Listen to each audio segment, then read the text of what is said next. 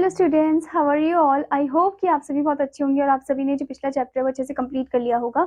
So now let's move into the chapter number 10 and the chapter name is rocks, soil and minerals. तो इस chapter में हम rock, soil और minerals के बारे में पढ़ने वाले हैं।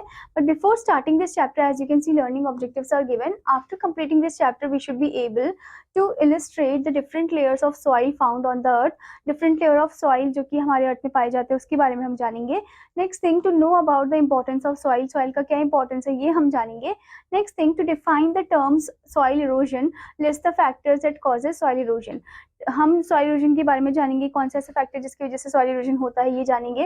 Next thing, to know about the term soil conservation and some ways of conservation of soil, कि कैसे हम सॉइल को कंजर्व कर सकते हैं, बचा सकते हैं, और कुछ ऐसे तरीके हम जानेंगे। ठीक है, so first here it is given introductory question, how would your life be if there was no soil. अगर सॉइल ही नहीं होगा तो हमारी लाइफ कैसी होगी।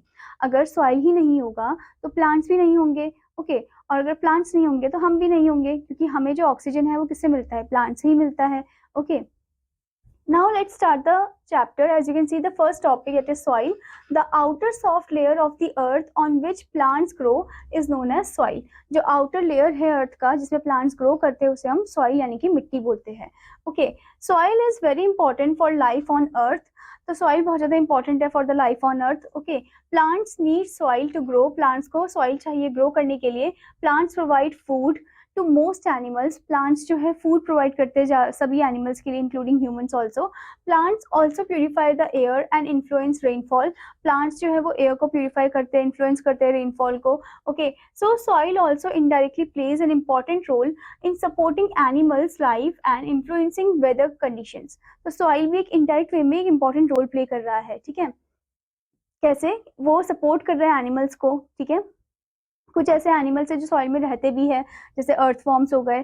ठीक है, और एक तरीके से वो मतलब एक तरीके से वो प्लांट प्रोवाइड कर रहे हैं एनिमल्स को खाने के लिए, और वेदर कंडीशंस को भी अच्छे से मेंटेन रख रहा है। Okay, so without soil there will not be any plant on land. बिना सॉइल के प्लांट भी नहीं होंगे लैंड में और हम भी नहीं होंगे। Okay, now identify the things which are usually made of clay and write their name.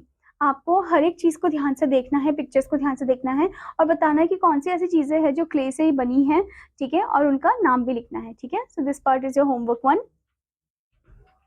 Now here arises the question, how is soil formed? Form कैसे होती है soil? Okay, so soil is formed by the breaking down of rocks into tiny particles. Soil form होता है जब rocks break down होते हैं छोटे छोटे particles में। Okay, rocks are hard and strong. Rocks काफी ज़्यादा hard होते हैं, strong होते हैं, but they are constantly attacked by the forces of nature such as water, rain, flowing water, wind and heat. Rocks काफी हार्ड तो होते हैं पर ये कॉन्स्टेंटली इनको अटैक किया जाता है फोर्सेस ऑफ नेचर के थ्रू। जैसे कि पानी हो गया, पानी अब ये बारिश का भी हो सकता है, या फ्लोइंग वाटर जो रिवर सी का होता है। ठीक है, या फिर विंड की वजह से भी ये हो जाते हैं, क्रैक हो जाते हैं, हीट की वजह से भी। ठीक है, the constant action of winds, rains, flowing water and the heat of the sun weaken the binding power of the rocks. तो ये जो कांस्टेंट एक्शन है ये वीक कर देती है, कमजोर कर देती है बाइंडिंग पावर जो है रॉक की। ठीक है, और इससे रॉक जो है ब्रेक हो जाते हैं। Rain water seeps into tiny cracks in the rock. जो रेन वाटर है वो टाइनी टाइनी जो क्रैक्स होते हैं ना रॉक में, पत्थर में, उसमें अंदर चली जाती है। Okay, the cracks gradually open up, फिर वो क्रैक और भी ज्यादा ओपन अप हो जाते हैं। Over the years tiny rock particles and dead remains of plants and animals gate deposited in these crack. फिर उसके बाद क्या होता है कि जो टाइनी रॉक पार्टिकल्स हैं या फिर जो डेड रिमेन होते हैं किसी प्लांट एनिमल के, वो उन क्रैक्स के अंदर डिपॉजिट हो जाते हैं, चले जाते हैं। ठीक है, some seeds sprout and plants grow in these crack. फिर कुछ सीड्स जो है वो स्प्राउट होता है, वहां से फिर प्लांट ग्रो होने लग जाता है। ठीक है, as the plant grow bigger the roots force the cracks wide open. जैसे ही प्लांट बिगर ग्रो होता है तो रूट्स जो है वो फोर्स करते हैं उन क्रैक को और वहां से वो ओपन होने लग जाते हैं। Finally pieces of rock split off and wear away. फिर पीसेस ऑफ रॉक्स जो है वो अलग हो जाते हैं और वेयर अवे हो जाते हैं। ठीक है, this process of wearing away of rocks is called weathering rocks. तो ये जो प्रोसेस है जिसमें रॉक्स जो है सॉइल में कन्वर्ट होते हैं इसे हम वेदरिंग रॉक्स बोलते हैं। Okay, this process goes on for 1000 of years. ये 1000 ऑफ ईयर तक चलता रहता है, till the large rocks break up into smaller particles and form soil. जब तक लार्ज रॉक्स जो है वो स्मॉलर पार्टिकल्स में कन्वर्ट नहीं हो जाते और सॉइल नहीं बना देते। ओके, जैसे कि आप यहाँ पर देख सकते हो student, water and wind लूजन up the rock surface and open up cracks. Water और विंड की वजह से जो रॉक सरफेस है वो लूज अप हो जाता है, जो पहले बहुत ज्यादा हार्ड और स्ट्रॉन्ग था वो लूज अप हो जाता है, उसके सरफेस ओपन अप हो जाते हैं, उनके क्रैक ओपन अप हो जाते हैं। Next thing, remains of dead plants and animal get deposited in the crack. फिर उनके क्रैक में डिपॉजिट हो जाते हैं जो remain of dead plants and animal है। Next thing, plant root speed up weathering of rocks. फिर वहां से क्या होता है कि प्लांट्स जो है वो ग्रो करने लग जाते हैं, उनके रूट स्पीड अप हो जाते हैं, ठीक है, वो वेदर कर देते हैं रॉक को, ठीक है, और भी ज्यादा ब्रेक कर देते हैं। And then next thing is soil layer becomes deep enough for big trees to grow on it. फिर सॉइल की जो लेयर है वो ज्यादा डीप हो जाती है, डीप इनफ हो जाती है ताकि बड़े बड़े जो प्लांट है वो ग्रो कर सके उस पे। Okay, now student, let's move into the next topic, that is three layers of soil. Have you ever seen some workers digging the soil along the roadside or place where a building going to be constructed? तो आपने कभी देखा होगा workers जो है वो soil को डिग कर रहे होते हैं रोड साइड में, और जहाँ पर वो क्या करते हैं कि एक बिल्डिंग को कंस्ट्रक्ट करना चाह रहे थे तो वहां पर पहले वो मिट्टी को हटाते हैं, ठीक है। Watch how does the colour of the soil keep changing as the workers dig deeper. जितनी गहरी में वो डिग करेंगे तो आप देख रहे होंगे कि सॉइल का कलर कैसे चेंज हो रहा है, ठीक है, जैसे लाइट ब्राउन से फिर डार्क ब्राउन में जा रहा है, ठीक है। You will be able to observe the following. तो आप कुछ लेयर्स ऑफ सॉइल देखोगे। सबसे पहले है top soil. The soil found upper most in the is the top soil. तो सबसे ऊपर जो सॉइल प्रेजेंट होता है that is the top soil. Okay, it is loose, soft and dark in colour. Loose होता है, सॉफ्ट होता है और डार्क कलर का होता है। It also contains a few pebbles and roots of grasses and plants. ये पेबल्स कंटेन करता है, छोटे छोटे कंकड़ जो होते हैं, और रूट्स कंटेन करता है प्लांट्स के, ठीक है, ग्रासेस के। It is about a inches thick, ये इंचेस थिक होता है। It is here that most plants and animals are found. ये वही पार्ट है जहां पर बहुत सारे प्लांट्स और एनिमल्स पाए जाते हैं, ठीक है, जैसे कि आप यहाँ पर देख सकते हो top soil. Okay, now the next thing is sub soil, जो टॉप सॉइल के नीचे होता है। If you keep digging you will see that the soil that is found is lighter and contains tightly packed sand and more pebbles than the top soil. अगर और आप गहरा खोदोगे, आप और गहरा खोदोगे तो आप क्या देखोगे, वहां पर एकदम लाइटर कलर की आप मिट्टी देखोगे, ठीक है। और वो उसमें क्या है कि जो सैंड पार्टिकल्स है वो काफी ज्यादा टाइटली पैक है, एंड उसमें बहुत ज्यादा पेबल्स भी आपको दिखेंगे, यानी कि कंकड़ भी बहुत दिखेंगे, ठीक है, as compare top soil. This is the second layer called sub soil. को हम सेकंड लेयर यानी कि सब सॉइल बोलते हैं। You do not find any plant in this soil. इसमें कोई प्लांट आप नहीं देखोगे, ठीक है। आप यहाँ पर इसकी इमेज भी देख सकते हो। So this is the sub soil, ठीक है। Now the next type of layer is that is bedrock. After digging a little further, you will find that the workers cannot dig any further because there are only big stones and rocks which cannot be dug out. This is the third layer called bedrock. ठीक है, तो और भी ज्यादा अगर आप गहराई में डिग करोगे तो आपको वहां पर क्या मिलेगा, बहुत सारे पत्थर मिलेंगे, ठीक है, सॉइल तो बिल्कुल नहीं मिलेगा। That is known as the bedrock. Okay, it does not allow water to pass through, therefore water gets collected above this layer. तो ये अलाउ नहीं करता कि पानी जो है वो इससे पास ऑन हो सके, तो इसीलिए इसके ऊपर ही बस पानी कलेक्ट होता है, ठीक है, जो अंडरग्राउंड वाटर जिसे हम बोलते हैं। This shows that the crust is made up of distant horizontal layers which are showing in the picture. Okay, तो ये दिखा रहा है कि जो क्रस्ट है वो डिफरेंट डिफरेंट हॉरिजॉन्टल लेयर से बने हैं, ठीक है, जैसे कि आप इस पिक्चर में भी देख सकते हो, the bedrock. Now student, let's move into the next topic in this one, that is importance of soil. Although soil looks lifeless, it contains a large number of plants and animals that live in it. Soil दिखने में तो lifeless लगता है, पर वो contain करता है बहुत सारे plants को, animals को, even human beings को. Plants can grow because they get water and minerals from the soil.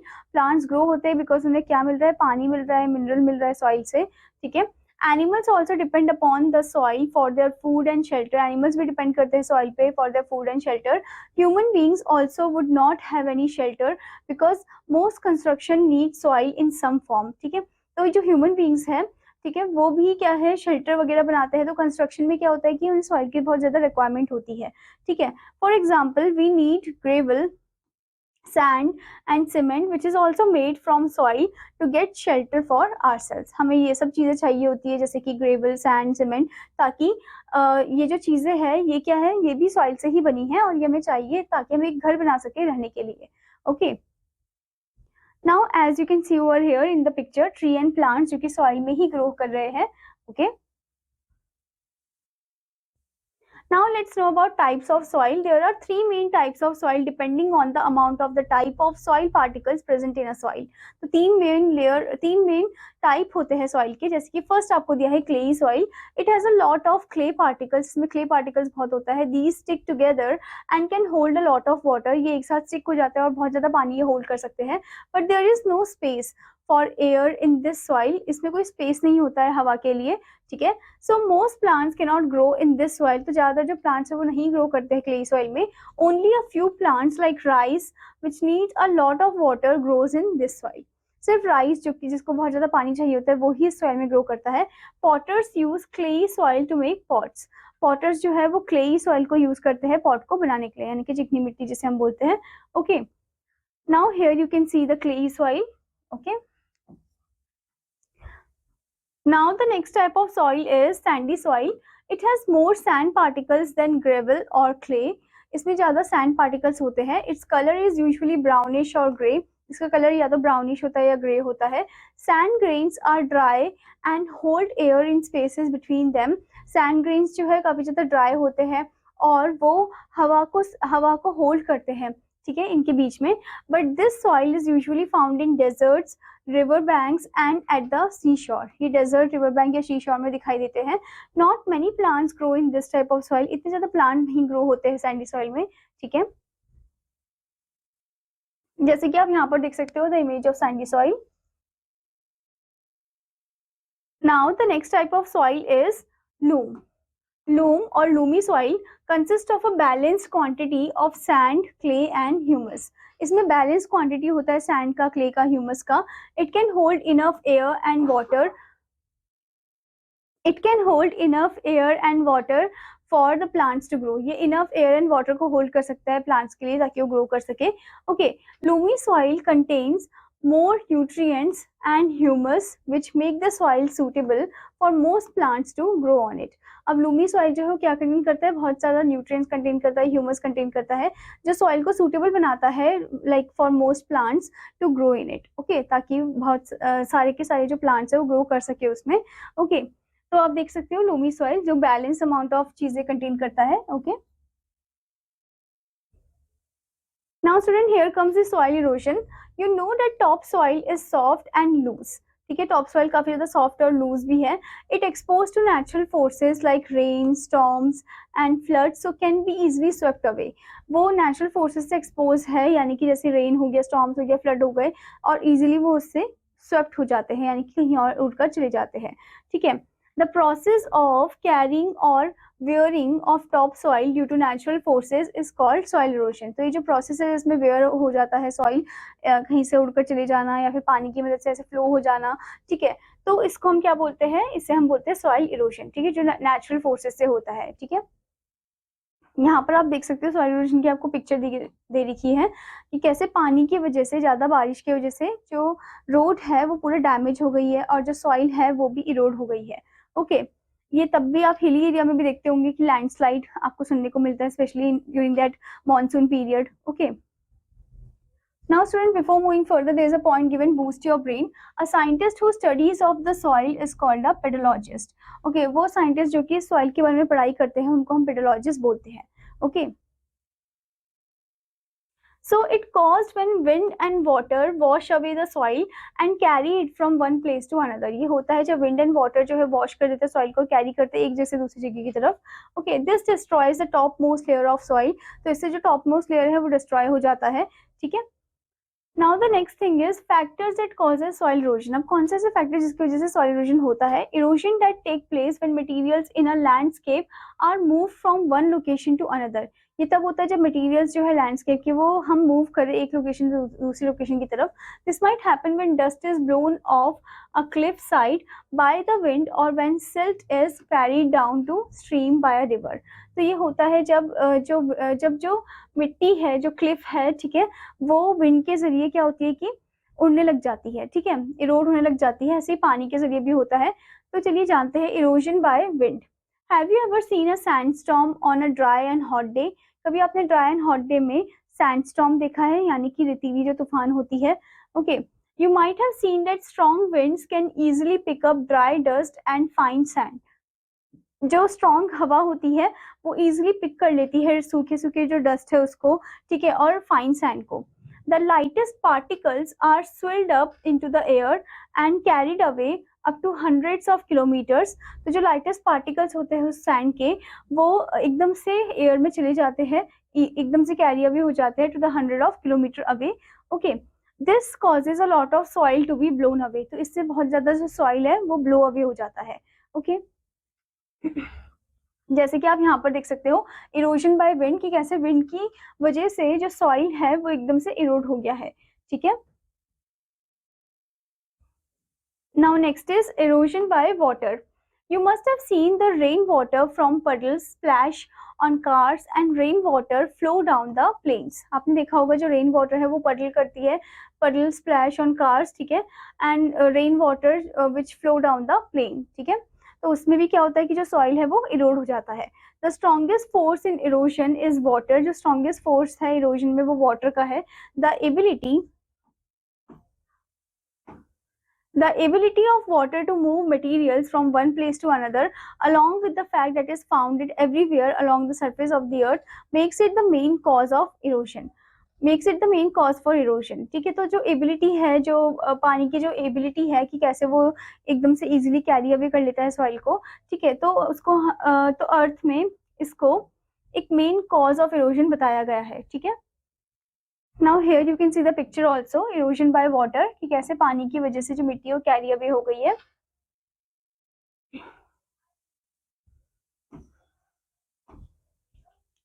This shows that water carries a lot of soil as it flow through a place. तो पानी जो ज्यादा soil को carry करता है जब वो फ्लो हो रहा होता है, it washes away the soil from the place it passes and carries it away along with it. तो एकदम इजीली वो वॉश अवे कर देता है सॉइल को, अपने साथ ले जाता है.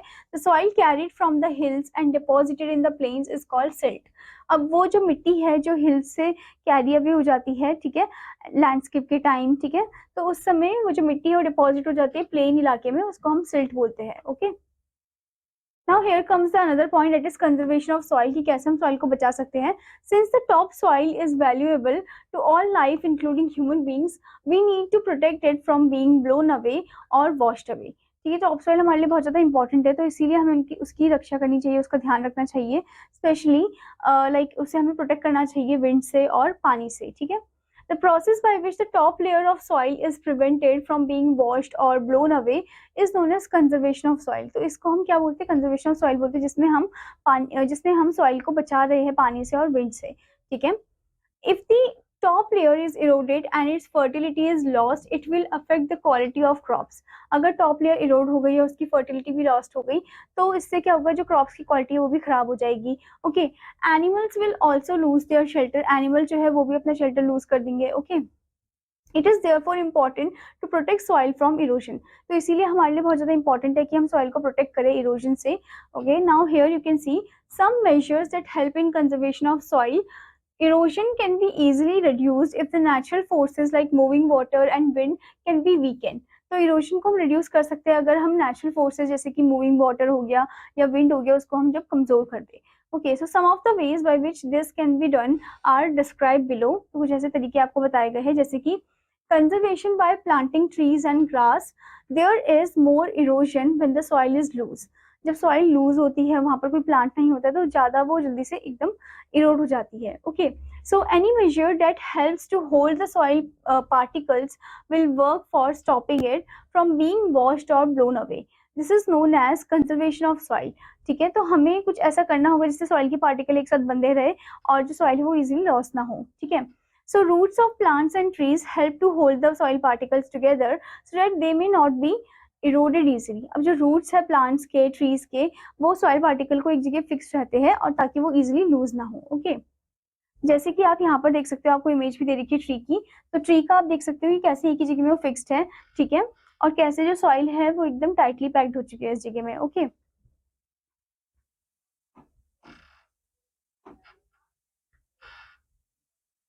Conservation of soil by making Burns and embankments. Conservation of soil by making bunks and embankments. तो हम कैसे सॉइल को कंजर्व कर सकते हैं? जब हम बंक बनाएंगे, बर्न्स बनाएंगे या फिर एम्बैंकमेंट्स बनाएंगे। During flood the overflowing water from reverse carries away soil from the banks of reverse and fields near by. जब फ्लड होता है, जब यानी कि जब बाढ़ आ जाती है, तो जो रिवर है वो कैरी अवे करता है सॉइल को अपने साथ from the bank of river, river के बैंक से, एंड फील्ड्स नियर बाय, ठीक है, फील्ड से भी। This washing away of the soil can be stopped by building embankments, prevent water from entering the places situated on the banks and causing damage to life and property. तो इसको हम कैसे रोक सकते हैं? अगर हम एम्बैंकमेंट्स बनाएं, ठीक है, जिससे क्या होगा कि जो पानी है वो दूसरी उस जगह में ना जा सके और एक ही जगह में इकट्ठा हो जाए, ठीक है। और इससे क्या होगा, इससे जो सॉइल है वो भी डैमेज नहीं होगी और हमारी जो लाइफ एंड प्रॉपर्टी है वो भी बची रहेगी। ओके, जैसे कि आप यहाँ पर देख सकते हो ड्यूरिंग द फ्लड टाइम, ठीक है, आप देख सकते हो the river. Now next conservation is conservation of soil by cutting terraces और furrows. So the flow of water from the slopes of hills carries away water and causes damage to the soil. जो flow of water है from the slope of hills, ये अपने साथ carry करता है पानी को और cause करता है damage to the soil. This damage can be prevented if the flow is made slower. ये damage को हम prevent कर सकते हैं अगर flow को हम एकदम slow कर दे, धीमा कर दे, ठीक है। This can be done by cutting furrows और टेरेसेस अलोंग द स्लोप। ये हो सकता है जब हम कट करें फुरोस को या टेरेसेस को, ठीक है, अलोंग द स्लोप। जैसे कि आप यहाँ पर देख सकते हो, आपको दे रखा है कटिंग फुरोस। ओके,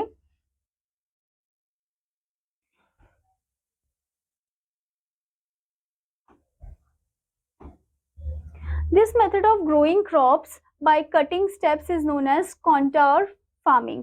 तो ये जो मेथड है जिसमें हम क्रॉप्स को ग्रो करते हैं by cutting the steps is known as contour farming. Okay, this slopes the erosion of rich fertile soil from the hills to the plains which is caused by heavy rain.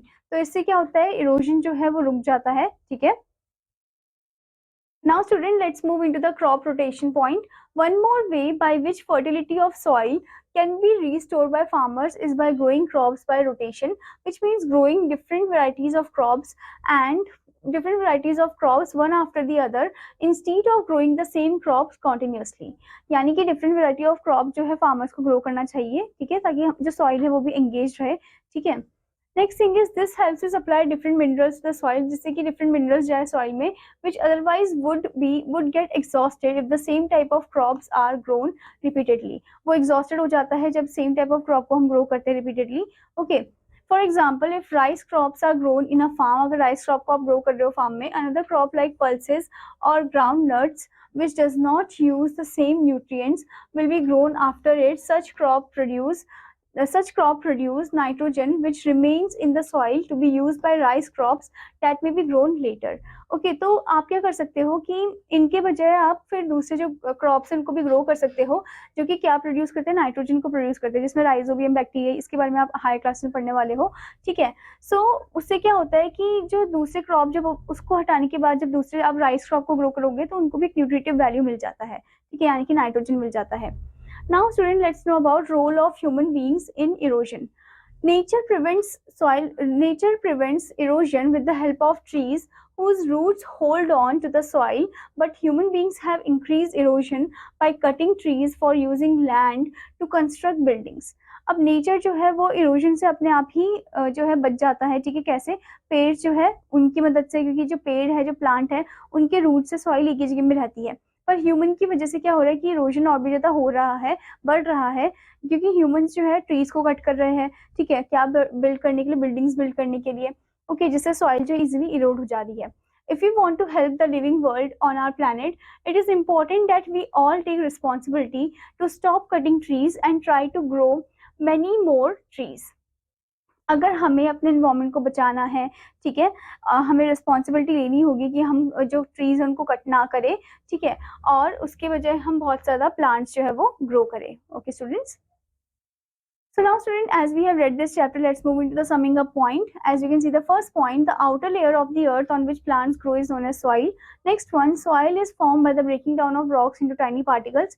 Next one, the soil found uppermost is the topsoil. Next one, clay soil has a lot of clay particles. Next one, the color of sandy soil is usually brownish or gray. Next one, the process of carrying or wearing at topsoil due of natural forces is called soil erosion. I hope student that you understood this chapter, और आपका homework है कि आपको इस chapter को अच्छे से read करना, एक्सरसाइजेस भी अच्छे से कंप्लीट करनी है. Now I will meet you in another class. Till then students take care, bye bye.